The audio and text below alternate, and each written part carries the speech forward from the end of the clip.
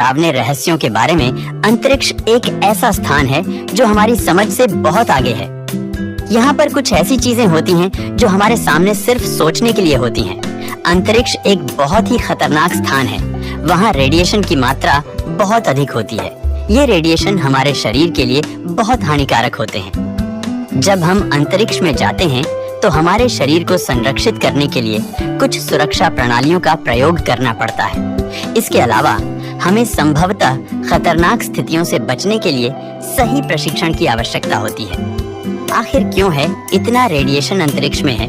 असल में स्पेस का अपना कोई तापमान नहीं है। ये न तो ठंडा है और न ही गर्म, बल्कि इसमें पाए जाने वाली तमाम चीजों जैसे ग्रहों, स्टेरॉयड, सैटेलाइट से मिलकर इसका तापमान बनता है। इसी वजह से स्पेस में हर वक्त खतरनाक रेडिएशन निकलती रहती है। ये रेडिएशन स्पेस में तापमान को -200 फ़ारेनहाइट से लेकर +300 डिग्री फ़ारेनहाइट तक ले जाता है। ऐसे में अगर इंसान इसके संपर्क में आए तो उसकी जान जाने में कुछ ही पल लगेंगे। सैटेलाइट भी रेडिएशन के असर से खत्म हो सकते हैं। यही कारण है कि सैटेलाइट की सतह पर सोने की परत होती है। ब्लैक होल अंतरिक्ष में पाई जाने वाली ऐसी जगह होती है जहां भौतिक का कोई नियम काम नहीं करता है। मतलब समय का कोई मतलब नहीं है। गुरुत्वाकर्षण बल बहुत अधिक होता, जिसके प्रभाव क्षेत्र में आने पर कोई भी वस्तु, यहाँ तक कि प्रकाश भी उससे बच नहीं सकता है।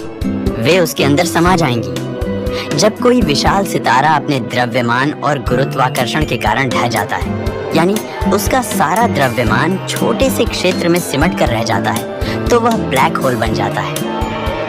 आप इसे इस तरह समझें कि जब हम किसी टॉर्च से प्रकाश डालते हैं तो वह प्रकाश रिफ्लेक्ट होकर हमारी आंखों पर आता है, तभी वह चीज हमें दिखाई देती है। लेकिन यदि मान लो कि प्रकाश वापस लौट कर ही नहीं आया तो वह जगह ब्लैक होल हो सकता है। ऐसा ही स्पेस में होता है।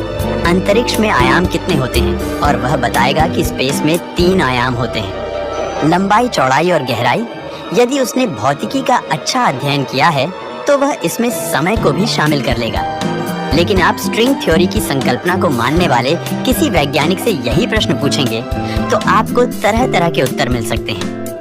सैद्धांतिक भौतिकी की इस शाखा के अनुसार स्पेस में कम से कम 11 आयाम होते हैं, जिनमें से बहुत से हमारी समझ-बूझ की शक्ति के परे हैं। हम उन आयामों की संरचना का अनुमान भी नहीं लगा सकते। ये बिल्कुल ऐसा ही कहना होगा कि जिस कमरे में आप बैठे हैं उसमें वैसा ही एक कमरा मौजूद है, लेकिन हम उसे न तो देख सकते हैं और न ही उसमें प्रवेश कर सकते हैं। सोचकर कैसा लगा?